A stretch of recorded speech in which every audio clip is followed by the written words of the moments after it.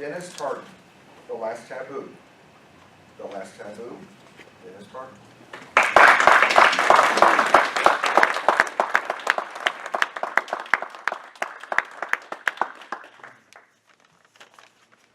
Mr. Toastmaster, fellow Toastmasters, and guests. We have many taboos in our life, but none that I have found is stronger than for us to talk about death and dying. I looked it up. There are over 90 euphemisms for death on Wikipedia. That's almost as many as there are for creating life.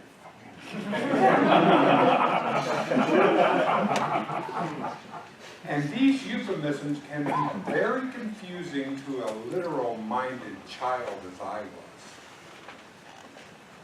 You know, we lost Granny this year. Lost? Really?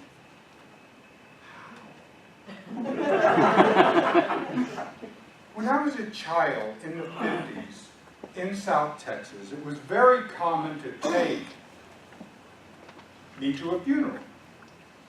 And we would go there and all of the family would be gathered around, and I'd go with my grandparents, and before the funeral, open casket, everyone would be standing around, chatting, visiting, catching up, commiserating, and I'd be looking up at them and saying, in my head, how can everyone be so casual when there is a dead body right over there?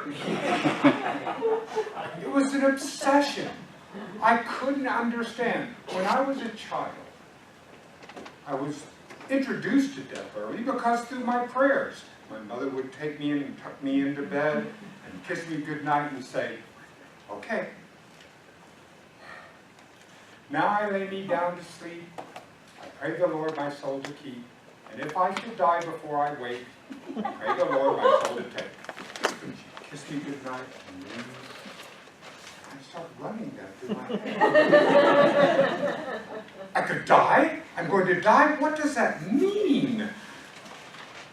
Fortunately, over the time as I was growing up, I felt a real, well, you know how calm teenage years are, right? I mean, that's when testosterone meets existential angst and goes on into my teenage years, on into young adulthood. I studied death and dying. I read every single book that I could read on it. I studied world religions. I studied psychology. I studied science. I wanted to know what happened when this pile of stardust moves away. What happens to this consciousness? And through all my study, and through my prayers, and through my meditation, I arrived at what I believe, that whatever it is that moves, that impels this body, it goes on. Something goes on. I may not recognize it as life, I may not know what it is, but something goes forth. Because matter and energy are conserved, I believe consciousness is conserved. That's where I remain. But somehow that didn't get me all the way. Somehow I didn't get to that place of peace I was looking for. Until suddenly, a couple of years ago, it dawned on me what the problem was. I have over-identified with this body. That this is actually, I think this is who I am. I am Dennis Tardan. I am 67 years old. I am a man. That is not the truth. Those are the attributes of my body. This vessel that takes me to place. This is my vehicle.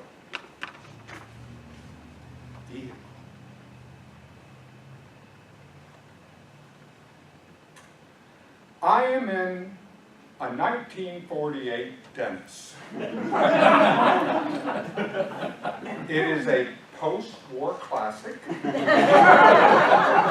in beige.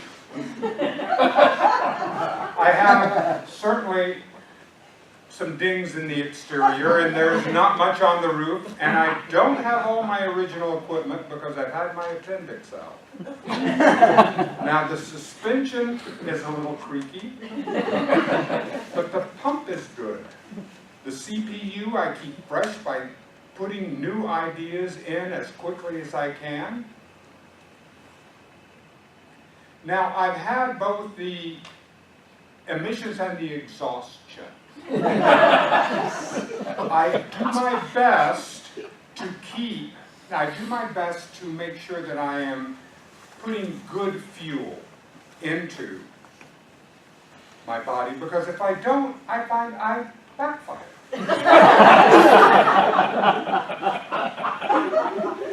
Now, I don't know how long I'm going to have my 1948 Dennis. I have no idea when I'm going to reach the end of this mortar coil. But I have a belief, because I'm a romantic, that it's going to be something like this. It's going to be a beautiful starry night, and I'll be coming down the road and I'll crest a hill in my 1948 Dennis, and slowly I'll coast to the side, to the curb, and then I'll step out, whatever this consciousness is, and I'll thank that 1948 Dennis for the wonderful journey that it's been. And as I leave to go wherever I'm going, there'll be music. Of course there'll be music. Just a song as I go away. We'll meet again. Don't know where, don't know when, but we will meet again some sunny day.